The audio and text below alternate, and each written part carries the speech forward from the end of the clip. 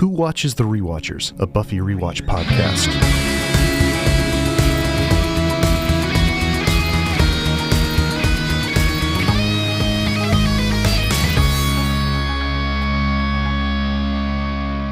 Hey, Alan. Hey, Jarrod. I got some things to say. Nobody hits from the rough and putt-putt. Nobody. And by the way, no one calls mini golf going to the course.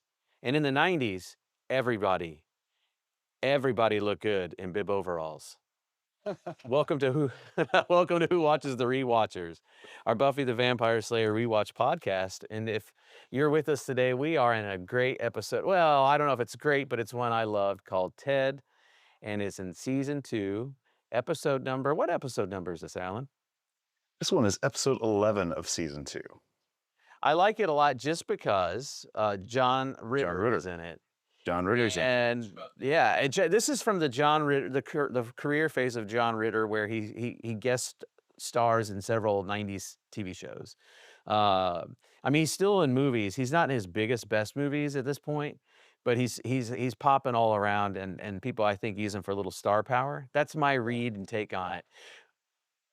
Whenever I see John Ritter on the screen, like just because of when I grew up, I kind of see him as a very caring and moral father figure.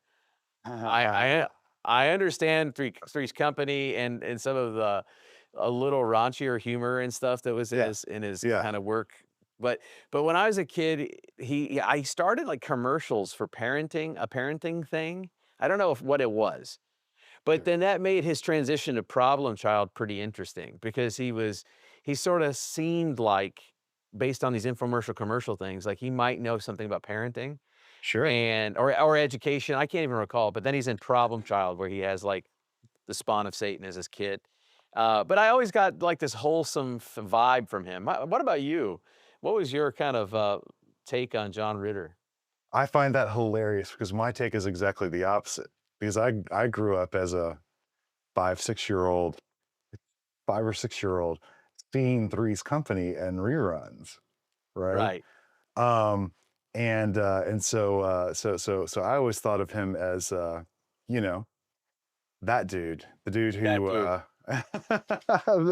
the guy who was living with a couple girls and always had a girl over and that whole business.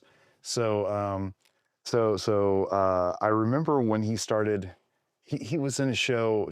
You're gonna have to help me out because I never watched any of these shows, but I remember there being one that was very popular. It was called something like 10 Rules to Date My Daughter or some business like that. Was that him, or am I mixing that up? You know, I never watched it either, but it could be. And Yeah. And so I've seen a couple scenes from that or whatever, but I definitely have a fondness for John Ritter because he was, Three's Company went on for a long time, and I watched a lot of episodes of Three's Company, but that's my take on him is that character. So whenever I see him doing anything other than that character, it feels weird. yeah. Well, I mean, seeing him in this role feels weird, given what I said, because even in Problem Child, he was a very dutiful, caring, attempting to be a very caring father. Sure. And he plays a paternalistic, fatherly role here, but in a whole different tone. Let's talk about this episode, Ted. Yep. All right, I don't know, where do you want to jump in here? Well, I mean, right at the very beginning, we have this banter between Willow and Xander about the captain and Tania. Yeah, Captain and Tennille. Yeah, the married couple, middle of the road. I don't know if they're called yacht rock now, but definitely adult contemporary Yes. couple. Yes, and with some big hits. And yeah, that's pretty funny when he's like, "You don't know the captain?" Yeah, exactly. Well, I think that this little diatribe is trying to set up something about power balance between couples, and therefore sort of foreshadowing what they're trying to say with the episode, which and I'll go ahead and put my cards on the table right here at the beginning. I think that both this episode and the next episode's metaphors are kind of weak. I'm not super thrilled about execution of them, but I do think that there's some big ideas that are going on in both of them that are really cool, and I think there's some dialogue in both of them that's really cool. Yeah, and I think just for everyone else's sake, we watched both this episode and the next one last night to do back-to-back ones recordings this morning. So, we both noticed that they're companion episodes. The metaphor, I think you're right. I think it is weak. I was going to come out swinging, but I was worried I was worried that it was gonna be too harsh, but obviously, they're working with metaphors about parenting in some regard, what it means to be a Exactly. parent, Sure. and I will say more about the next episode In the this next week, episode. yeah, but they're dealing with these metaphors, so there I think it is weak, and I'll get to the reasons why for that. And it's mostly on the next episode that I find a lot of the weakness. I think this is just this one, if it serves um any weight into the whole Buffy thing, it just gives this kind of one-off, a monster of the week episode Yeah. to kind of advance some relationship stuff, perhaps between Buffy and her mom, maybe make you feel some sympathies. You get a lot in this beginning, besides I think you're right about the Captain and Tennille stuff, but you get a lot of like pretty quick exposition in this Yes. episode that Yes. gets you kind of caught up. So they're not just talking about Captain and Tennille, they're also patrolling, right? Right. It's Right. Right. Buffy, Xander, Willow. Yeah. Buffy's in her own headspace. And they basically are assuming, or they feeling like Spike and Drusilla have perished in that major battle they had Yep. where they were zapping the life force out of Angel. And so, hey, things are quiet. Things are quiet. And that order of Taraka's been called off, and then that sets up the drama by going to Buffy's house and walking in, and there it is. Joyce is kissing John Ritter, Yes. Yes. which is And it was a for a pretty second. good. It was pretty funny. Oh yeah, yeah, totally agreed. And there's this moment at the beginning of it where we think that there's something nefarious going on in the house, like there's a break-in or somebody's attacking mom or something, and then exactly the opposite happens, which is, a very it's a standard horror flick trope, and it's definitely something Buffy leans into a lot. And that's wonderful. And what's really wonderful is that even though this is almost a totally innocent moment where John Ritter's kissing Buffy's mother, um, from Buffy's expression, you would think that it was, a vampire. Yeah, it's awful to her, and I was thinking about the teen perspective in this episode. Yeah, That I mean, granted, and not to give everything away, Ted is a villain, but at this point in time, there's nothing that should lead Buffy to think that yet. right. For her, this is the worst thing, as you said, and yeah, it's kind of the over dramatization of a teen emotional life for Yeah, sure. Mom should not be making out, and even to dad, I would say, but that would be one thing. This is somebody else. right. Now it's weird, and we don't usually remember really well the names of what we call the red shirts, the person who's introduced for the week, but this guy's name is Ted Buchanan. It's easier to remember because his name is the title of the episode. Exactly. We're gonna find out that he's like a salesman, a computer software guy. I thought all of the the tech language that he spits being hilarious on the Yeah. side of history.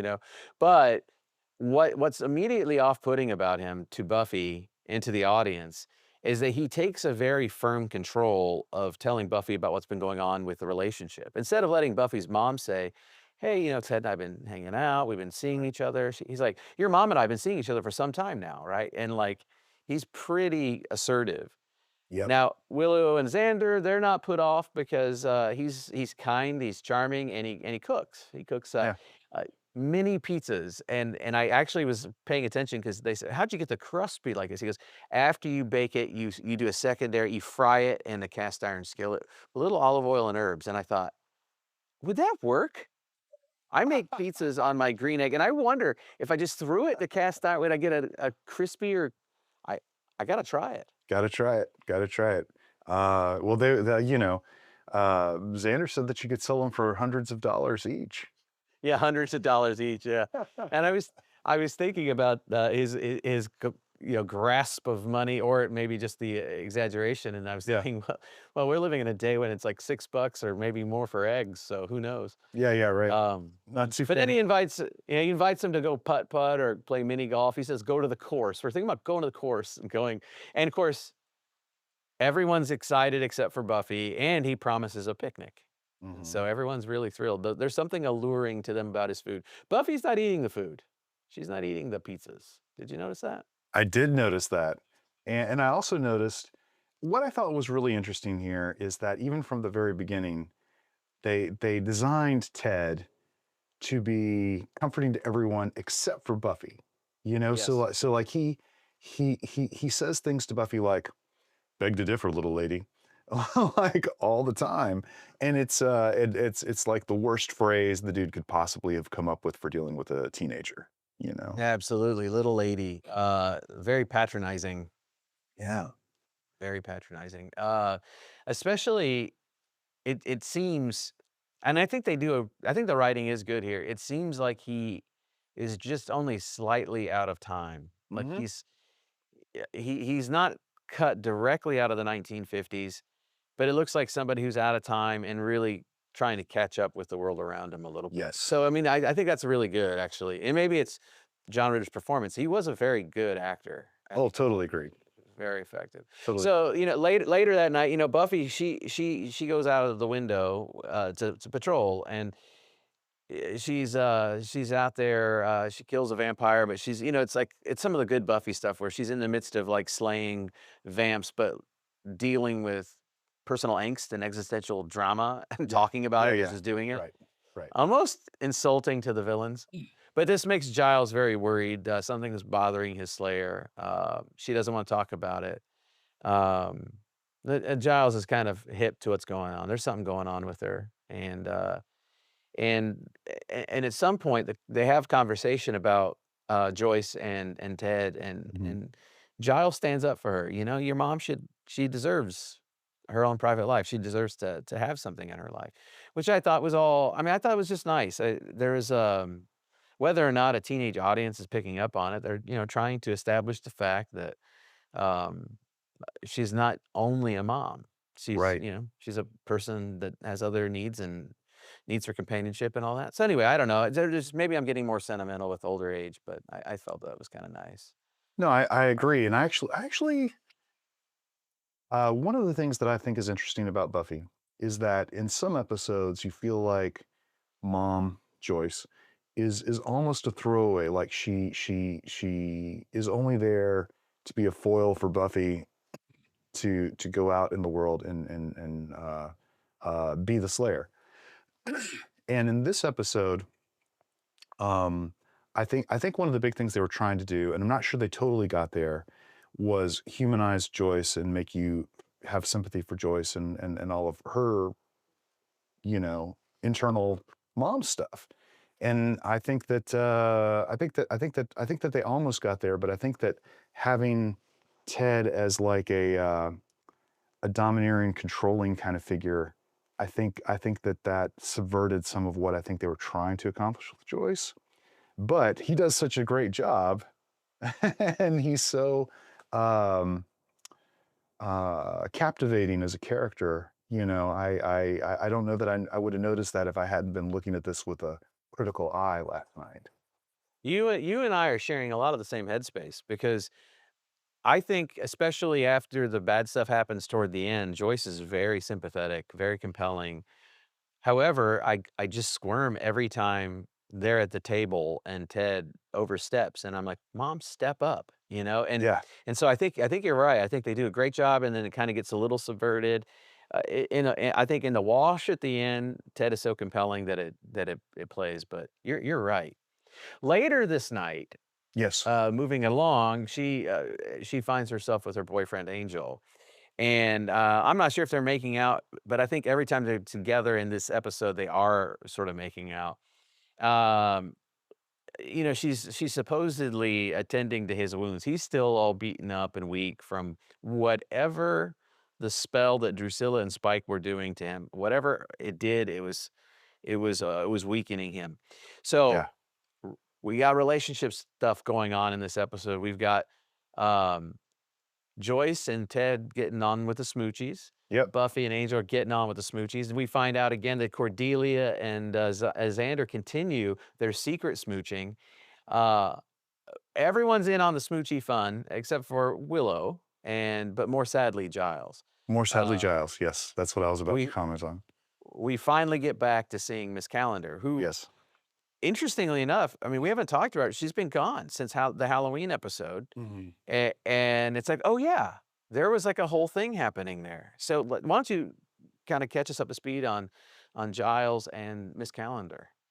Well, Giles and Jenny you know, he sees her, keeps trying to catch her and talk to her, and every time he tries to talk to her, he basically tries to keep the conversation very surface level, and she's always trying to sort of sidestep anything. And anytime he tries to push harder, she basically gets to a point where she finally has to say something to the effect of, "I need time, I need space," you Mhm. know, and it's very sad because you can see from Giles that like the last thing he ever wanted to do was put her in danger, and he cares about her very deeply, but that connection isn't happening. And I actually think that piece, even though it's not super long in this episode, they don't spend a lot of time on it in this episode. I think having that is a great sort of mirror of everything that's going on with everybody else.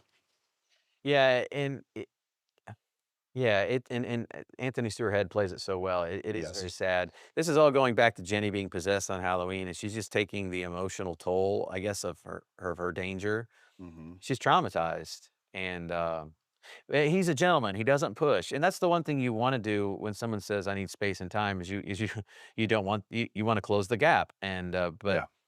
it's the very thing that's not needed. Right. We cut from all the sadness to Mhm. something that seems aesthetically on the surface to be much nicer. It's bright, it's sunny, it's a putt-putt course, and they're outside. Yes. And all the kids are having a great time, and Ted is just got the dad vibes going. He is the dad who's putting his best foot forward about vacation here. He's like, Yeah. yeah, and they're walking up and talking putt-putt, and I can't recall who goes first, but I know that when Buffy's about to go, um, seems as though Ted comments inappropriately on Buffy's grades. I don't remember how that Yes, that's came out. exactly right. Oh, Yeah, what happened was, uh, uh, Willow almost outed Buffy having a relationship with Angel. And Buffy kind of nudged her in the middle of her saying what she was about to say. And so Willow quickly switched what she was about to say from Angel to the books, where we think Buffy is all into the books, right? And that was when Ted says something to the effect of, "Oh, well, then I guess your grades will be improving." which is a total overstep. And she feels as Yes. though her mom has overstepped, and you can understand that from her perspective, but I can understand Joyce having the ability to share her personal life with someone, but he should have just not said that, and it put Buffy off, and Yeah. and and, and that she ends up, because she's I think it's because she's a little bit distracted. She ends up hitting the ball off the little putting area, Yeah. and he says, "Got to go hit that from the rough," which it's a funny thing to say, and she goes on the other side of whatever it was, a windmill or whatnot, and this is where the plot starts to thicken.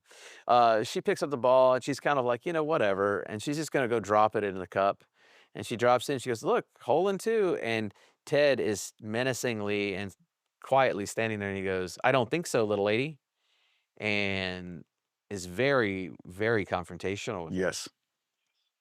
And he begins to talk to her about the rules, and he speaks in very black and white language. He sounds, no, I'm not, knocking everyone who's an engineer, but it's very engineering, like language and mentality. Sure. And he's also at the same time taking his putter and thumping it on his leg, and it sounds like he's hitting a hollow wooden leg or something. Yes. Buffy notices that bit, and it's getting threatening, right? His entire Yes. nonverbal and verbal communications are imposing and threatening, and Buffy doesn't like it, and she's saved only because uh, the other people in the little party there, like, make noise, and then Ted turns around and says, "Who wants dessert? I made cookies." Yeah. Right.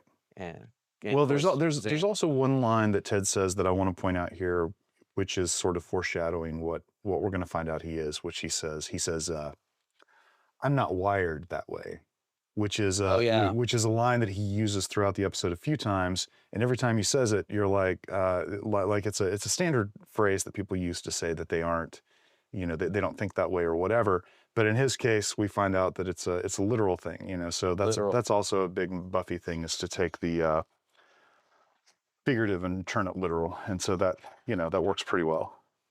That's right. Did he already also give Willow the software upgrades? He Or is that told coming later? her he was going to give Yeah. her the software upgrades, but I don't think he has yet. Because I have to say, we find out that he's some sort of software expert. Right. And then when you see what he actually does for work, it seems a lot different than what you think. It seems like he's a tech guy, like a designer, Right. but we'll get to that in a moment. So that bit happens, and then they all run together and grab Ted's cookies, and he turns around and smiles at Buffy, and everyone's enjoying these delicious looking cookies, except for who's not eating the cookies? Buffy. He's not eating the cookies. I don't remember where, but Buffy tries to tell Joyce what happened, and Joyce doesn't believe her, which is, I have to say, not a good look for Joyce.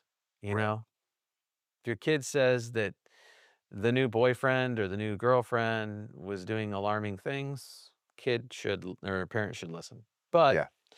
I think we all know that. And we also know that the desire to love and be loved is pretty high as well. And so I'm sure that none of it computed, pun intended, with how Joyce had been receiving and experiencing Ted all this time. I totally agree with that, and I also think that it matches Joyce's character on the show, because she's always hearing Buffy, kind of lie or fib or try to step around things or whatever because of her role as the Slayer. And so I can really understand Joyce not believing her, because she has so many other situations where she knows Buffy is kind of playing with the truth a little bit in order to, what Joyce thinks is get away with something, but what Buffy's actually doing is trying to be responsible and adhere to her calling. Right. And to give a little bit of grace to Joyce in this is to say that parents also know when their kids are overblowing things to make a point or whatever. So Yeah.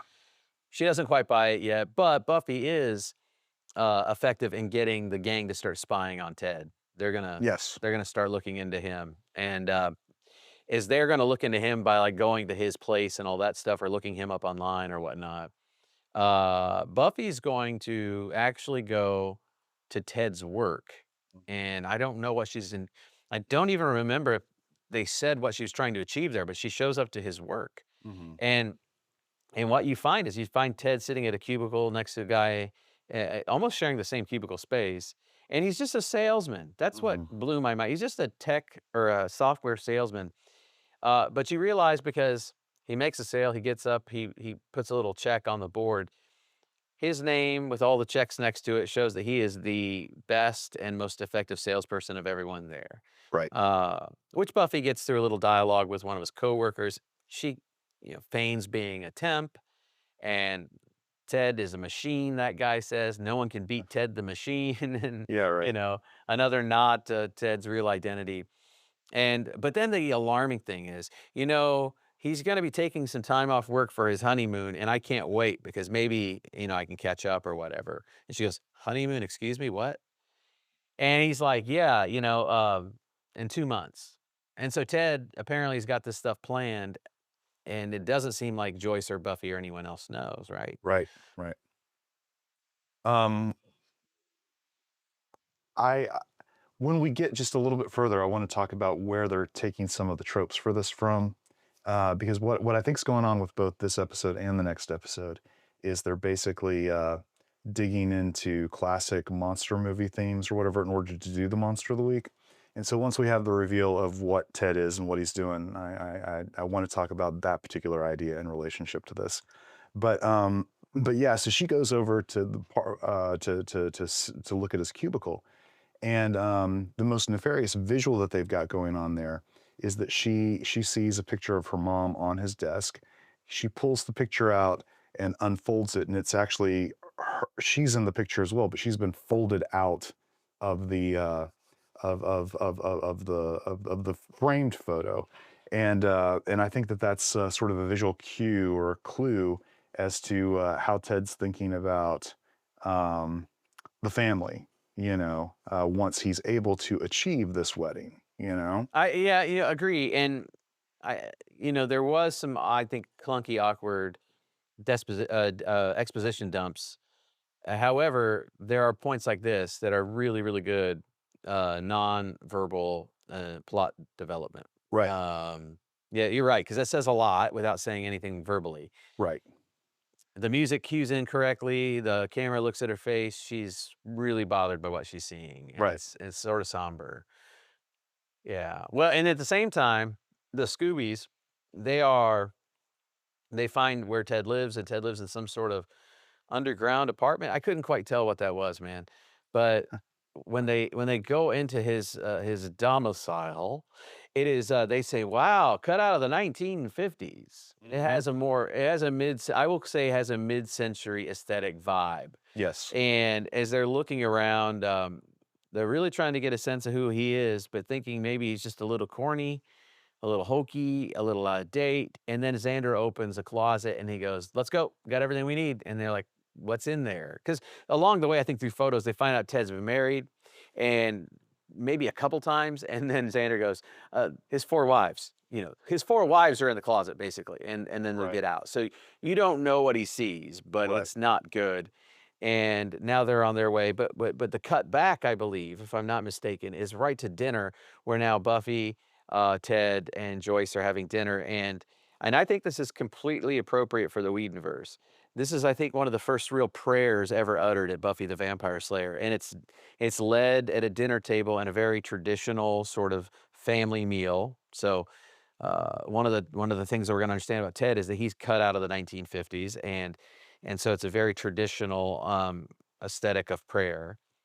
It's also a prayer that is meant to guilt and shame, because he's actually not praying so much as he's instructing the family on how to behave. Right. Uh, I for one, get driven crazy by people who lead prayers. And I know that sounds crazy, I mean, maybe judgmental, but when people lead a prayer and they use that time to make points rather than to actually pray. And Yeah. they continue the message of a sermon, or it's very obviously a manipulative tool. And oftentimes performative prayers can be reduced to things like that, if not done like in a good spirit. But at any rate, that's an aside. So they're there, and again, here in the Buffyverse, we have prayer, but it's coming from the villain of the episode who doesn't buy into it. It's, just in keeping with sort of the subversion of traditional faith in the show. Mhm. I think that this, whether they intended it or not, they use a traditional faith practice in a way that makes it creepy, Yes. not pious and helpful or useful in any way. And at that dinner, I don't know what happens, but Ted starts lecturing Buffy. This is where it gets really out of hand to me. This is where he oversteps and he begins talking to Buffy. I think Buffy's like, "Are you engaged?" She just straight up asks them. Yes. And Joyce is like, "No, no." And Ted's like, "We're just taking things one day at a time." But then, which is this total, like, huge swing. I mean, publicly he says, "But I'd like to think that if things keep going this way, I would ask your mother to marry." Like, he just lays it on the table, the plan. Yeah. And I thought, "Whoa, this guy is pretty confident in himself." So, Almost like he's got like a foolproof plan. well, he thinks he does because he's got all this. He thinks that he thinks that because his salesmanship is so good, he's going to be able to talk everybody into everything he wants. Yes, but also, and maybe I just don't have it like scripted in front of me to remember. Also, in the research that the Scoobies are doing, they're like, I forget what they are, but they're researching, and Xander's just munching on these cookies, and he says like, "Hey, don't worry about it. Everything's gonna be fine." And then Willow takes the cookie out of his hand, like, "Stop eating," and then they go look into it somehow. Right. And then you find out that it is laced with some sort of drug. I looked it up, by the way. It's not a real drug, it's just made up for the show, but it's got, some I forgot what it's connected to. It's a sedative, basically, but it lowers inhibitions and makes people chill out. It's kind Right. of what the implication is. So everyone's been eating Ted's food, and they're all just kind of going with it, Yeah. except for Buffy. Right. Except for Buffy. She's not eating a dinner, and everyone's like, "Look at how wonderful it is," and Right. you know, and it's just so yeah. So he also is not just his salesmanship, but he's also drugging everybody. Right. Right. Right. So Buffy gets up from the dinner table, leaves. She actually leaves the house. She goes out the window to go look for vampires. She doesn't find any. She comes back, Mm-hmm. and in her bedroom, she finds Ted. And there's a Mm. beautiful, beautiful shot of over the shoulder shot of Ted in the foreground. You see the back of his head. See Buffy coming in through the window. It's very it's very film noir. You even have like the shades with the shadows on the wall and everything. And this is when Ted says, "Your mother told you to go to your room, Buffy." And Yeah, and he's got a book in his hand too. and Buffy's outraged that he is in her room, and she's even more outraged that he has clearly read her diary and found her vampire hunting supplies, and he's got all that stuff laid out. What is a vampire slayer? He's like asking her. Right. Yeah. So basically, he says he felt justified in doing this because he knew that she was snooping at his office. And if she doesn't start acting the way he wants her to, he's going to out her, and she's going to spend, quote, her I don't remember the exact line, something like her best dating years in an asylum. Yeah. And that's old language too. They don't, you know, so that's another, you know, harkens back to him being a 1950s guy. I believe through the research you realize what's happened is that Ted was he must have been a brilliant technologist of some type, but he got sick, and in so trying to overcome it, he ended up torturing a wife or two, but he ends up creating himself the Ted 2.0, the better version of himself, and he keeps replacing his wives. Right. Um, so at some point, well, they have little fisticuffs now, right? Because like Yeah. there's some threatening going on and the tensions rise, and he ends up backhanding a Buffy, and she's like, "Oh, I'm so excited that you just did that," because now she has like take off all the moral restraints. Now she can hit back, and Right. she begins to fight Ted. And she ends up taking a letter opener and cutting open his forearm, and it reveals that he's got some sort of strange bionic nature to him. And you know, I don't know that she sees it, but in all the back and forth, she ends up knocking him down the stairs, and Joyce runs to him, Buffy runs down, and he appears by all metrics to be dead. Right. And she says, You've killed him." And, you know, the next scene, the paramedics are there, the police are there, there's all this questioning, and it's really awkward, it's quiet. Now, here's actually the strength of the episode to me. Yeah. The police officer says, you know, asks about things that have happened, and Joyce is not being honest with the police. Mm-hmm. Buffy says, "I hit him," and she's honest. Now, probably I should have said it earlier on. What Ted accuses her of several times is her dishonesty, Right. and what he demands of her is honesty. He says it at putt putt. He says it at the Mhm. dinner table. He says it when she comes home. He is demanding that she is honest, and he's accusing her of being a liar and being a dishonest person in her core. But when things get real, when stuff hits the fan, when it matters, not at putt putt, but when it matters, she is the most honest and truthful person. I thought that was the strength of the whole episode, like, because she continues to tell the truth and try to live into the awkwardnesses of the truth. So she tells the truth. Cop still is letting him off, like, "Hey, there's some evidence that this guy was violent. We're gonna look into his past," you know, and, but she does not run away from the truth. I mean, like, later when she's driving with Joyce privately, she's like, she wants to talk to her mom. Her mom doesn't even wanna talk about it. Her mom wants to put it out of her mind for a while. Yeah. Um, and then in those moments, I thought that Sarah Michelle Gellar is just incredible in her tenderness and her pain. that she was portraying. But anyway, that's my little spiel on what I thought the strength of the episode was. No, I totally agree with you. And you know, this particular moment that you're talking about where she appears to kill Ted is just about in the middle of the episode. And things really accelerate after that. But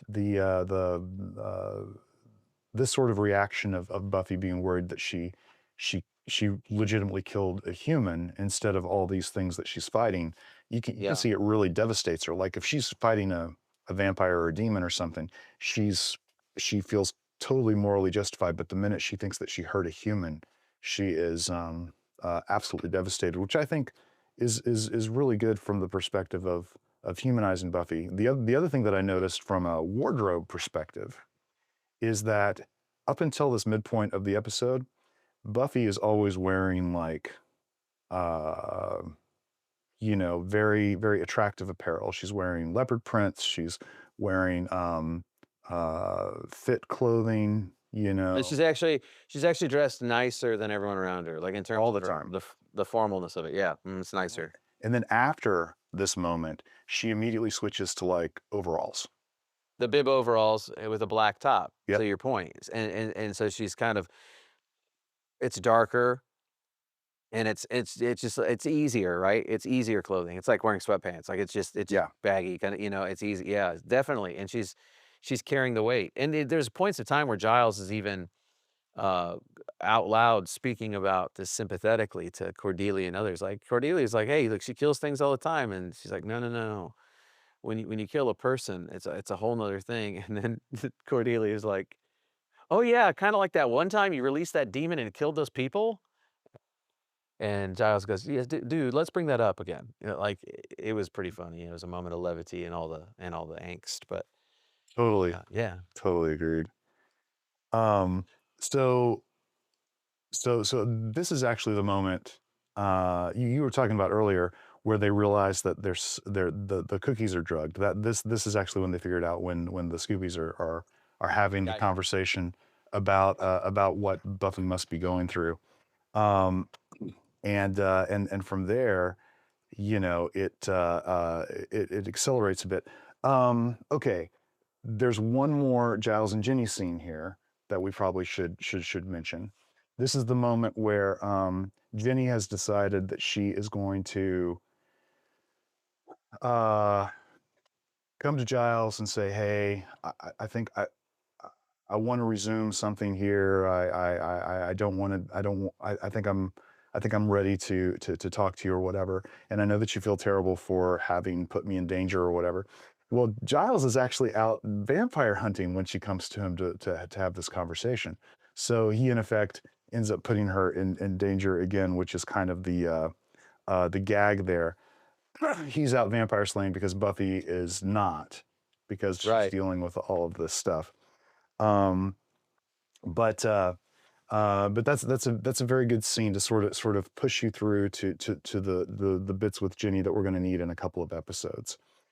But anyway, Buffy comes home after this terrible day of feeling like, you know, she did all these terrible things.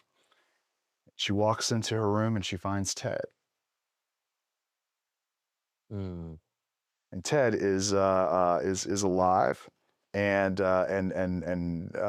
you know, fighting Buffy, and Buffy's like, "Where did you come from?" She doesn't want to do anything terrible to him, but after a minute, she figures out that he is a robot, Yeah, which we've been hinting at this entire episode. Well, didn't Ted first come to Joyce while Buffy wasn't quite there? And he's Yes. like, oh, he gives some sad story, like, I was dead for a couple minutes, but Yes. I scared everyone at the morgue. It's all very, it's weird and strange, but it's also appropriate because it's almost like the machine that Ted is working on a short circuit and a hyper kind of drive. Everything's, and he is short circuiting. And then Buffy and him do have their battle. And does she pick up a shovel or something and knock him in the head? It's a cast iron skillet. Oh gosh, yeah, it's a great callback because he's praising the cast iron skillet. Of course, Yes. Of course, and that reveals, that's the final reveal. You already know it from the arm that there's something bionic, but here it Right. is. He's entirely some Right. sort of droid, robot. I don't know exactly what. You said you wanted to say more about the I did. inspiration Okay. for the. So here's the deal. In the majority of science fiction, whenever you have humanoid robots, they represent this idea that usually they represent this idea that we're trying to examine the notion that humanity is being stolen from us, like the robots are going to take over. You know, think about your Battlestar Galacticas or your HALs from 2001: A Space Odyssey or whatever. The robots are generally there to usurp humanity. In this Mm, particular instance, the robot is not really here to usurp humanity. It's more like, I mean, I guess it is in a way because he's taken over for his creator that you mentioned earlier. But his purpose in this particular setting has more to do with all the things that you were talking about a moment ago, which is parenting and black and white morality and this idea of being overbearing and you know, I think that I think that this is actually one of the reasons I'm not even though I love John Ritter and I love the a few scenes in this and definitely a bunch of lines in this like usual. Um, I feel like they had a problem with sort of a mixed metaphor or concept. Like they were trying to do something, and I'm not sure they got where they were trying to get to with it. Is what I guess I'm boiling down to. yeah, I don't read this the metaphor of the robot being their main idea. Mm-mm. I just think they were using it as a monster of the week, and the main thing that they're working on, the main emotional feel is that, parenting, especially as a single parent, is hard, Right. and yeah, I think maybe just trying to get at the teenage angst of maybe your mom moving on with somebody. Sure. Um, because I think you're right. I don't think they get too deep into the woods. Or too deep in the woods. I don't think they get too deep into the concept of artificial intelligence No. or simulation of humanity. There's a lot of deep angst as you referenced there. It was now. Let me ask you this: do you Mhm. know of another show or story or novel or fiction that they're basically ripping this out of? I mean, because I think the next episode they kinda do with the Star Trek, if I'm not mistaken. Like, there's a plot that's Right. just like it. Do you know of anything? I mean, I'm Yeah. putting you way on the Oh, spot. no, no, no. That's okay. The first time that I really tried to think through this one from a metaphoric perspective, um, I I made an assumption because of a line in the episode that it was based on the Stepford Wives. Mm. But uh, I think that if it is, that might have been like a starting point, and then they took it in a totally other direction because Stepford Wives is the whole all of these wives are totally subservient kind of a thing, and I think that they were trying to set up a situation where Joyce would be totally subservient to this machine, but. But it's not closely related enough for me to think that that's really where they landed. So again, what I really think's going on here is they had a couple of. I mean, this happens to me all the time when I'm writing comic books. Is I'll have like an idea for a very specific like set of genre tropes that I'm trying to adhere to in order to create a specific kind of story. And then the more I get into it, and the more I have to placate like a larger mythology or getting my character from the point that where they're starting to a point where I'm trying to get them to, I'll end up like subverting a lot of those tropes in order to placate other things. And I think that that's what's going on here because there's a whole bunch of that going on here. Like I think that the reason that you have all of the making out between characters is because we're trying to set up things for Buffy and Angel in a few episodes. Mhm.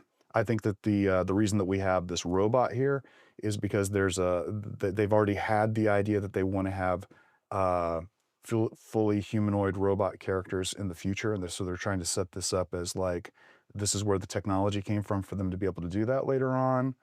I think It that does they're happen several times. yeah, It does happen several times. yeah, totally. Yeah. And I also think that They're Jenny and Giles. So Yeah. I think that more than anything, while they had a really great actor in John Ritter and a really great character in Ted, I think that what they were really doing with this episode is trying to bridge some continuity gaps for a couple of episodes in the future. Hmm. That's interesting. I think you're right. Seems like it might be a bridge episode. I think why it works even when the metaphors don't is because there's just this human phenomenon. I mean, it's a we all face when we pair up. Hmm. When I work with couples before they're to get married, I always say, you've been in training to be a husband or wife or a partner, or you've been in training to be a parent your whole life long. You just didn't realize it. The way in which your parents were with you was teaching you how to be as well in the same sort of relationship, in the way they parented, the way they were partnered with their spouse.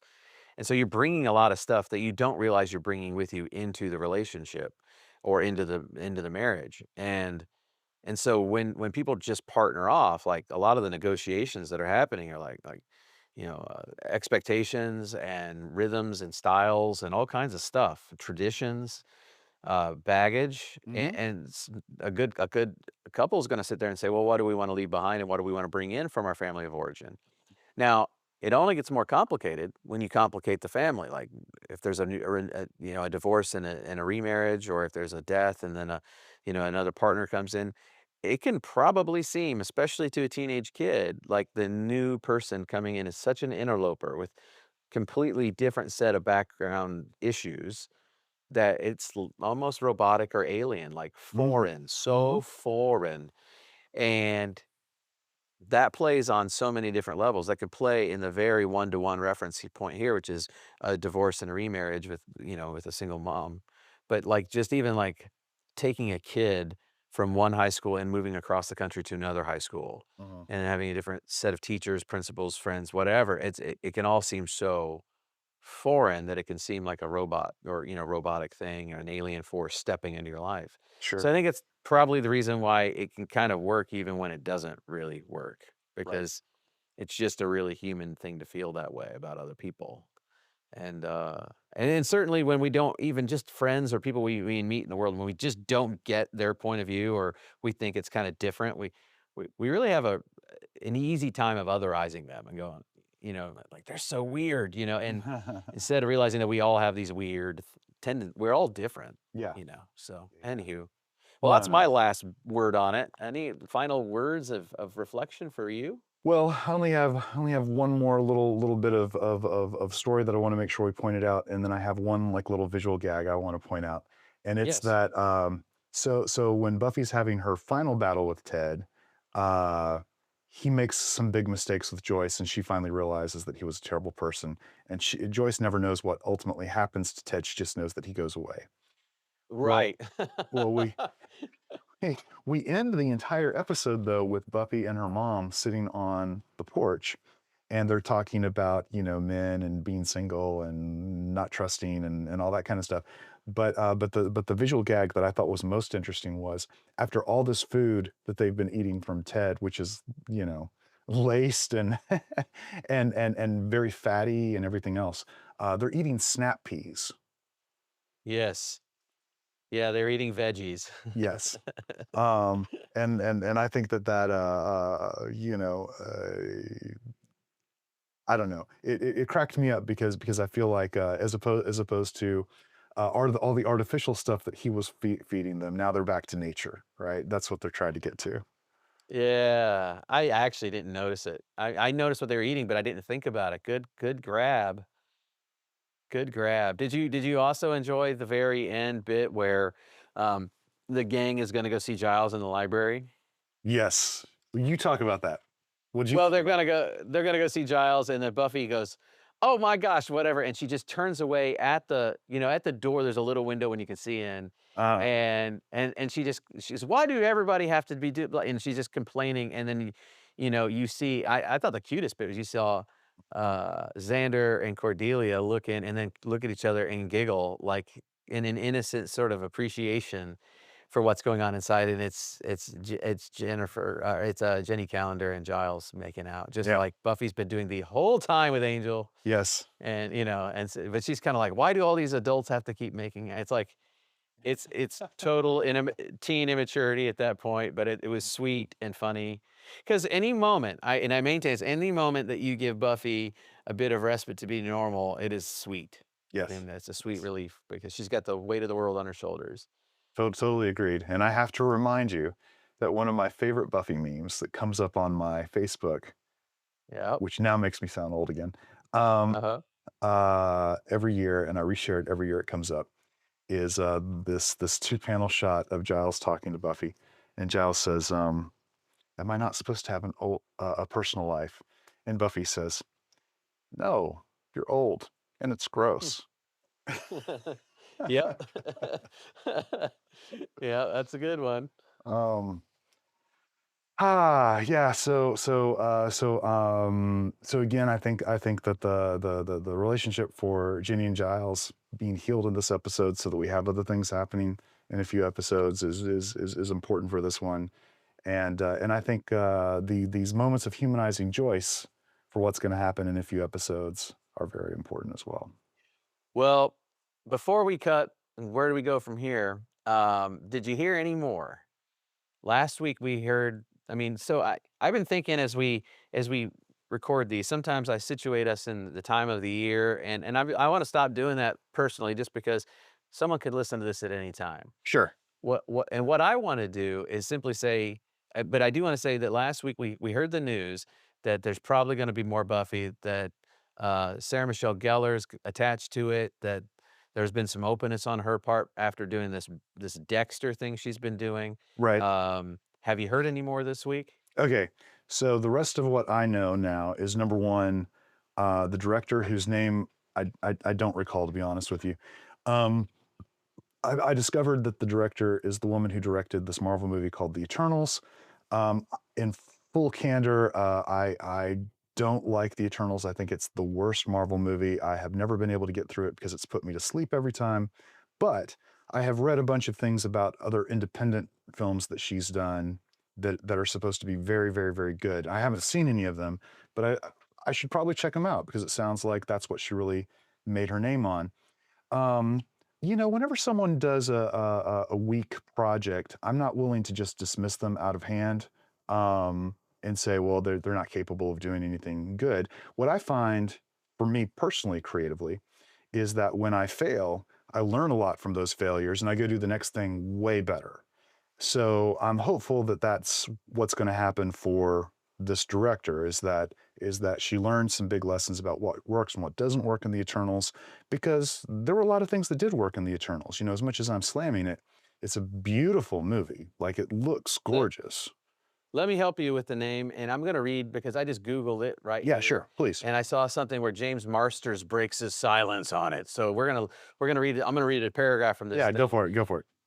During a recent Instagram live stream autograph signing, don't know how that works, James Marsters provided his first comments on Hulu planned Buffy the Vampire Slayer continuation. The actor portrayed the vampire Spike, blah, blah, blah.